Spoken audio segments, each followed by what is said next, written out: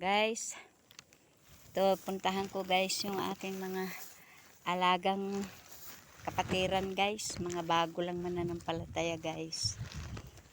Gusto ko silang bisitahin para makita naman nila na mahal sila ni Lord.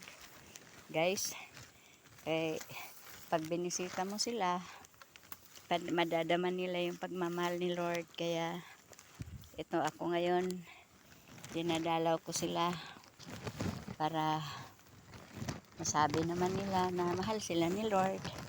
Kasi tayong tao ang gaganap sa nais ni Lord na mahalin mo yung kapwa mo. Yun, mapapakita natin yung pagmamahal ng Panginoon. Kung ikaw mismo, tao, kapitbahay, nagmamalasakit ka sa kapwa kapitbahay mo, ayan guys, kailangan dalawin mo sila, mapadama mo sa kanila yung sinasabing pagkapwa tao. Titingnan ko kasi yung mga bago lang sila nakatira dito. Yan yung mga lupang binigyan ko sila guys, tag 100 square meter. Kasi matanda na ako, anuhin ko pa naman yan guys. Sapat na sa akin yung biyaya ni Lord sa buhay ko. Basta kumain ako araw-araw, sapat na yan. Itong mga binigyan ko, wala talaga silang lupa guys. Kaya palagay ko, isa man sa kanila may natutuwa sa binigyan ko sila. Ngayon, dadalawin ko sila guys. Nandito ako nagdadaan sa damuhan guys eh. Kaya tsaka may tanim din ako guys dito, mga langka. Kaya isa yan na dito ako nadaan kasi gusto kong tingnan yung mga tinanim ko kung nabuhay ba.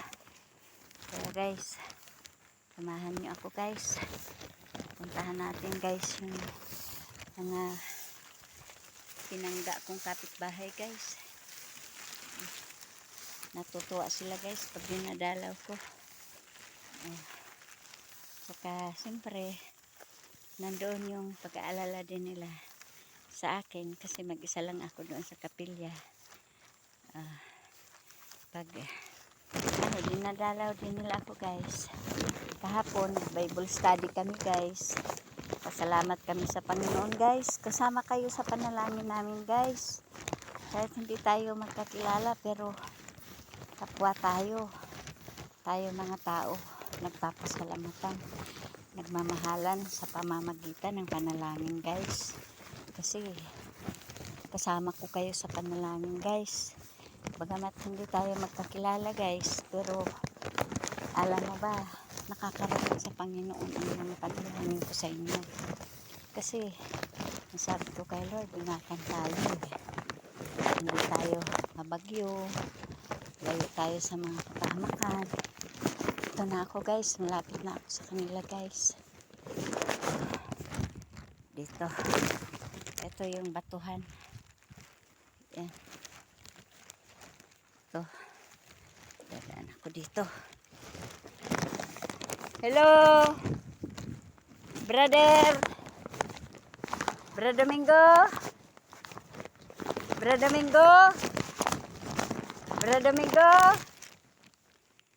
walang tao.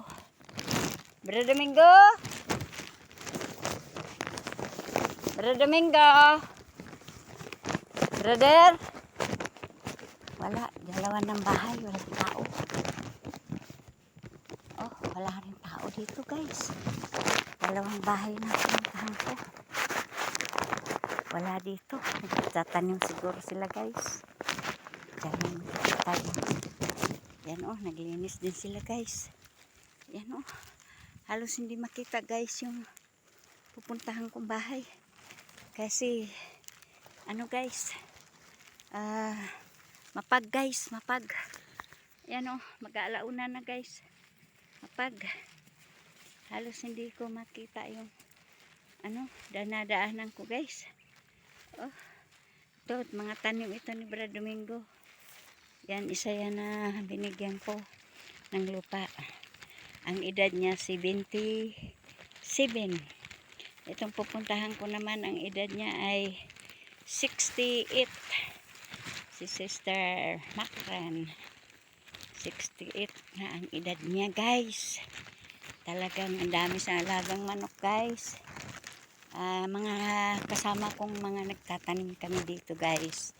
Kaya natutuwa ako sa lawak ng lupa ko. Ngayon lang ito nalinisan, guys. Binigay ko sa kanila. Ito naman binigay ko 500 square meter, guys. Para matuwa naman si Sister Macran. Ayan, oh. Tapo! Tapo! Sister! Sis! Kumusta na kayo dyan? Kumain na kayo? Ha? Kumain na kayo? Ha? Ay, kumain na ako. Kumain na ako, guys. Guys. Ayan, guys, oh. Hindi ko na siya makita, guys, oh. Ayan, oh. Ayan, oh, guys. Ang dilim kasi. Oh. Ayan, inuubo na nga siya, guys. Kailangan mabilhan natin to ng gamot, guys. Kasi inuubo ito, guys. Ayan, oh. Hello, guys. Hello. Saan ka? Hindi kita makita. Halos magkaharap na tayo. Hindi na tayo magkita. Ay, ayan, guys. Kasi maano dito, guys. Mapag. Kaya halos hindi na makita. Ito katabi ko na halos, oh. Ayan, oh. Tulog kagigising lang niya, guys. Ayan yung mga kurkukok niya, guys, oh. Mga manok niya, oh. Ayan, oh. Mga manok niya, guys, oh. Ayan, oh. Guys. Dyan na muna tayo, guys. Ito, ano masasabi mo sa bahay mo, guys? Ha? Tumutulo bahay. Tumutulo ang bahay mo. Ngayon, anong kailangan mo ngayon? Tumutulo ang bahay mo, no? Akong kailangan, atop. Atip. Huwag ka mag-alala, guys. Kay malapit nang dumating yung yerong in-order ko para sa'yo. Oh, huwag ka mag-alala. Oh, wow, ang ganda na ng bahay niya. Basa-basa lang. Wow. Ang ganda. Wow. Ayan, guys, kita na ang langit sa bahay niya. Oh, guys. Maawa naman kayo, guys. Dami kayong pira dyan. Bigyan nyo naman to ng kahit sikanan lang na yero ninyo, guys. Maawa naman kayo. Nasaan yung mga puso nyo na mapagmahal? Ibigay nyo na dito sa nangangailangan, guys. Ito, si Sister Macran, tingnan mo ang bahay nyo, trapal-trapal lang. Ayan, kita ang langit. Kaya pag umuulan, basang-basa siya. Ano masasabi mo, Sister? Kita katulungan ko. Nimugay. Yan. Isang atop lang. Anong Walo gusto mo, kapalin. bago o second hand? Sikanhan lang. Guys, second hand daw lang. Yan ang kahilingan niya.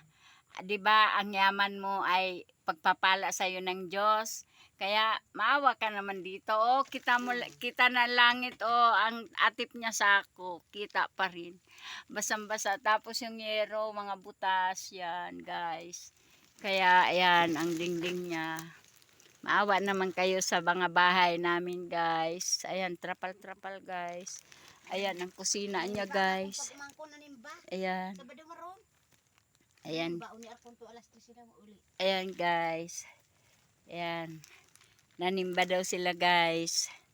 Kaya salamat, guys. Nanimba sila. Maraming salamat, guys. Maayos na ang bahay ni Sister Macran. Napakaliit lang ng pintuan niya, guys. Talagang ayaw niyang palakihin yung pinto niya kasi baka daw pasukin siya ng aso. Yung kanin niya, kinain ng aso. 4 na pirasong tamban yung ulam niya. Kinain pa ng aso, guys. Ano masasabi mo, sis, sa ulam mo? Yung kawatan na aso? Tama nang gikuan di. Pakaon na maging sa kawatan aso. Ha? Naman gikaon naman.